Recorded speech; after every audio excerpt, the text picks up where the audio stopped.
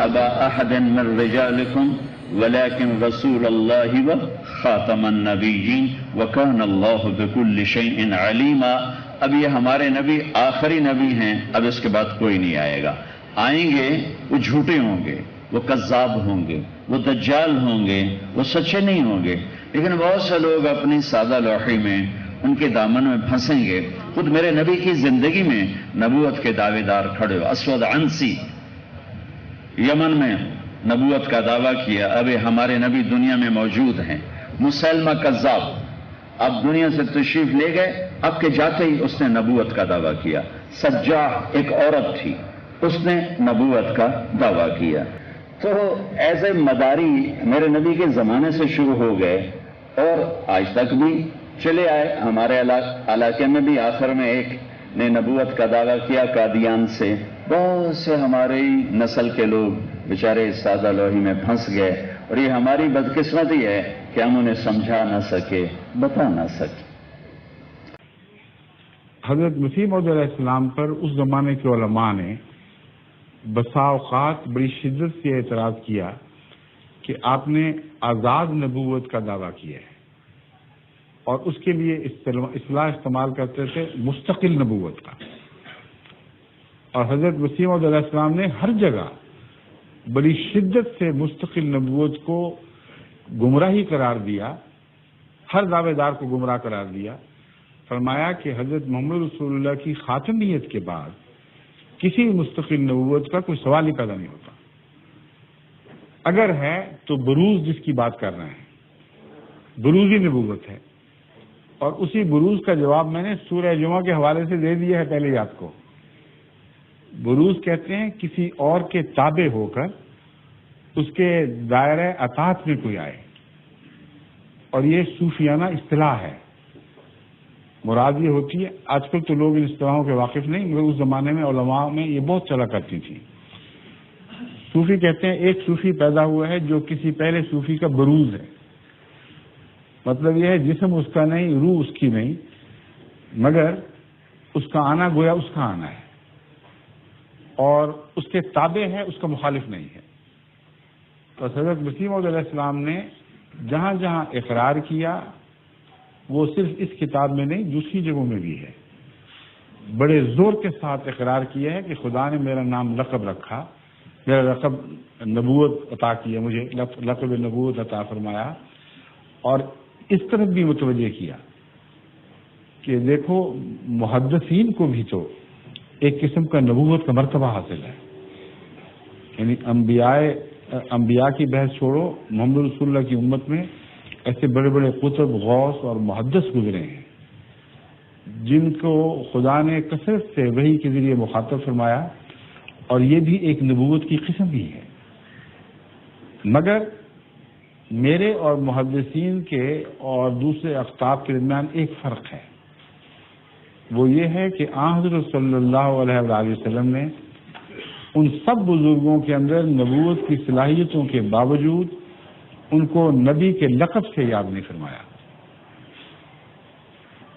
یہ نام مجھے عطا کیا. تو یہاں خدا سے وحی کے نتیجے میں بھی، محمد رسول اللہ علیہ وسلم کی طرف سے پیشگوئی کے رنگ میں بھی اپنے آپ کو اس نبوت کا مصداق قرار دیا ہے جو رسول اللہ صلی اللہ علیہ وسلم کی طرف سے آپ کے حق میں پیشگوئی کے طور پر موجود تھی. سمجھیں؟ اس پہلو سے آپ کا اشارہ اس حدیث کی طرف ہے جو مسلم میں ملتی ہے، جس میں آنے والے مسیح کو 4 مرتبہ نبی اللہ کہہ کے مخاطب فرمایا. تو آپ فرماتے ہیں نبی کا لقب دیا گیا ہے مجھے، اور اس رسول کی طرف سے جو خاتم ہے، تو مجھ سے کیا بحث چھیڑتی ہو پھر؟ اور یہ اتنی قطعی دلیل ہے کہ حضور صلی اللہ علیہ وآلہ وسلم اگر مسیح کے سچا ہونے کی علامت اس کا نبی اللہ ہونا بھی قرار دیں، اور مسیح آ جائے اور مولوی اس سے پوچھیں کہ تم وہی مسیح ہو جس کی پیشگوئی تھی، وہ کہے ہاں وہی ہوں، تو نبی اللہ ہو، اب بتائیں وہ کیا جواب دے گا بیچارہ؟ اگر کہے نبی اللہ تو کہے دائرہ اسلام سے خارج، تم مسیح کہاں سے ہو گئے؟ اگر کہے نہیں تو کیا رسول اللہ صلی اللہ علیہ وسلم تو کہتے ہیں نبی اللہ ہوگا، تم کیا کہہ رہے ہو کہ میں نبی اللہ ہی نہیں؟ تو سوچنے کی بات ہے کہ اپنے ذہنوں کے تضاد اور جھگڑوں کو رسول اللہ صلی اللہ علیہ وسلم کی طرف منسوب کرتے ہیں تو فتنہ پیدا ہوتا ہے. یہ ایمان لازم ہونا چاہیے، یہ رجحان قطعی ہے جو کبھی بھی غلطی نہیں کرنے دے گا کہ حضور صلی اللہ علیہ وآلہ وسلم نے جن معنوں میں بھی آنے والے مسیح کو نبی کہا ہے ان معنوں میں وہ ضرور نبی ہے، آپ بے شک جانتے ہیں. بس ہر ان معنوں میں جن میں مسیح رسول اللہ صلی اللہ علیہ وسلم نے انکار فرمایا ہے نبی کا، آپ نے ہر ان معنوں میں خود اپنی نبوت کا انکار کیا.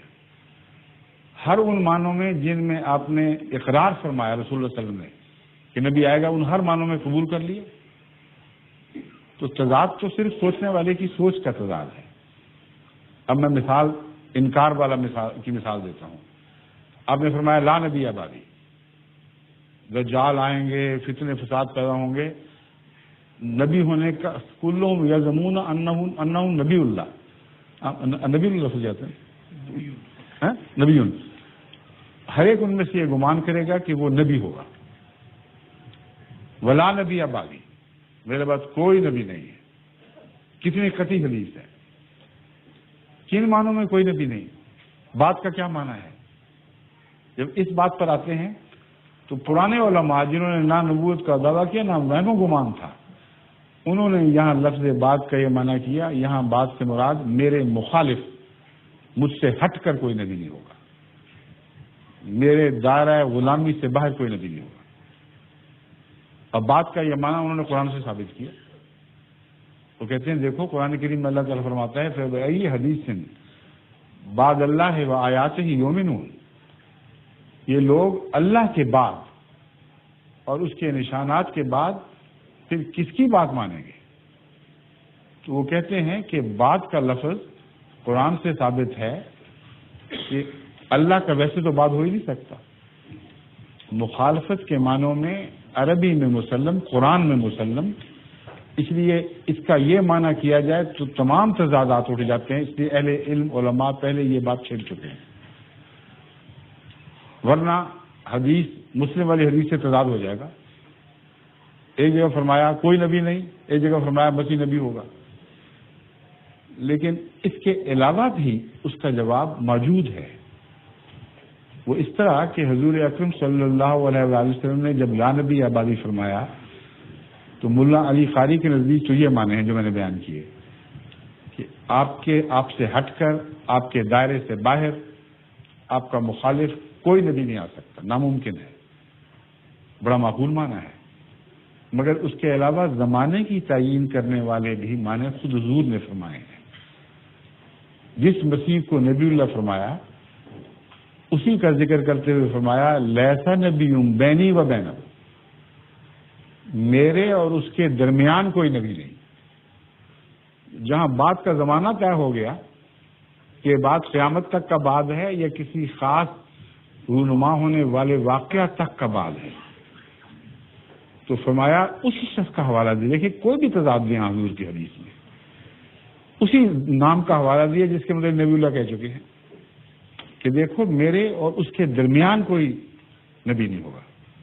اس کے درمیان متنبی ہوں گے، دعوے دار ہوں گے، لیکن ان میں سے کوئی بھی نبی نہیں ہوگا. وہ سمجھے گا کہ وہ نبی ہے. تو جب رسول اللہ صلی اللہ علیہ وآلہ وسلم خود کھول چکے ہیں ان باتوں کو، تو حضرت مسیح موعود علیہ السلام جہاں انکار کرتے ہیں وہاں بات کے ان معنوں میں انکار کرتے ہیں کہ حضور اکرم کی شریعت آپ کی غلامی سے باہر، اس آیت کے تابع جس میں اطاعت کو انعام کی شرط قرار دیا گیا ہے، اس سے باہر جن معنوں میں بھی تم سمجھتے ہو کہ میں نے دعویٰ کیا جھوٹا ہے.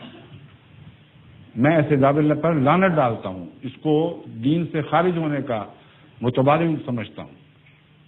جن معنوں میں حضور اکرم نے نبی فرمایا، جن معنوں میں قرآن نے آنے والے کی پیشگوئی فرمائی، ان میں سے کسی ایک معنی بھی آپ نے انکار نہیں فرمایا. سمجھ گئے؟ شکریہ. وہ قادیاں کی رونقیں، وہ کو بکو محبتیں، خدا کرے ہمیں ملے جہاں کہیں بھی ہم رہیں. وہ قادیاں کی رونقیں، وہ کو بکو محبتیں، خدا کرے ہمیں ملے جہاں کہیں بھی ہم رہیں. ہر ایک طرف سے کارواں تھے سوئے قادیاں روا، ہر ایک طفل و مرد و زن کشا کشا جوا جوا، قدم قدم تھے ذوفشاں مسیح وقت کے نشاں، بڑھے چلو یہ کہہ رہی تھی دھڑکنیں، وہ قادیاں کی رونقیں وہ کو بکو محبتیں، خدا کرے ہمیں ملے جہاں کہیں بھی ہم رہیں، خدا کرے ہمیں ملے جہاں کہیں بھی ہم رہیں۔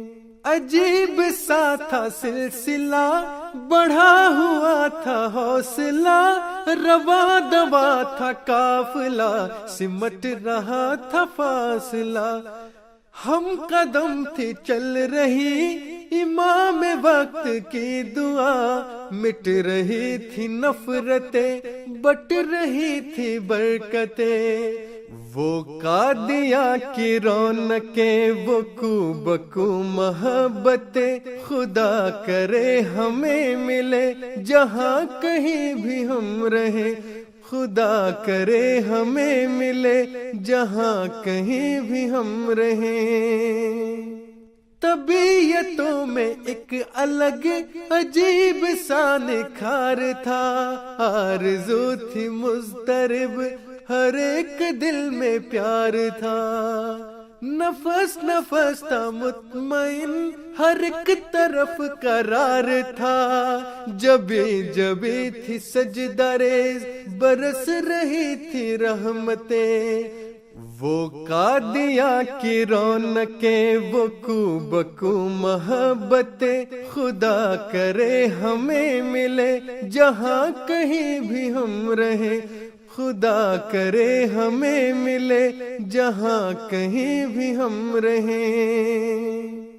برکتیں سمیٹ کر جب اپنے گھر کی راہ لی، امام وقت کی دعا سبھی نے بے پناہ لی، سکون دل کے واسطے بے قرار چاہ لی، جبی پہ نور تھا نگاہ میں فراستیں، وہ قادیاں کی رونقیں وہ کو بکو محبتیں، خدا کرے ہمیں ملے جہاں کہیں بھی ہم رہیں، خدا کرے ہمیں ملے جہاں کہیں بھی ہم رہیں۔ مسیح وقت کی صدا زمن زمن پہنچ گئی، شجر پہنچ گئی، کوہ دمن پہنچ گئی، نفس نفس مہک اٹھا چمن پہنچ گئی، سمر کا رنگ لائیں گی یہ وقف نو کی کوپلیں، وہ قادیاں کی رونقیں وہ کو بکو محبتیں، خدا کرے ہمیں ملے جہاں کہیں بھی ہم رہیں، خدا کرے ہمیں ملے جہاں کہیں بھی ہم رہیں، خدا کرے ہمیں ملے جہاں کہیں بھی ہم رہیں۔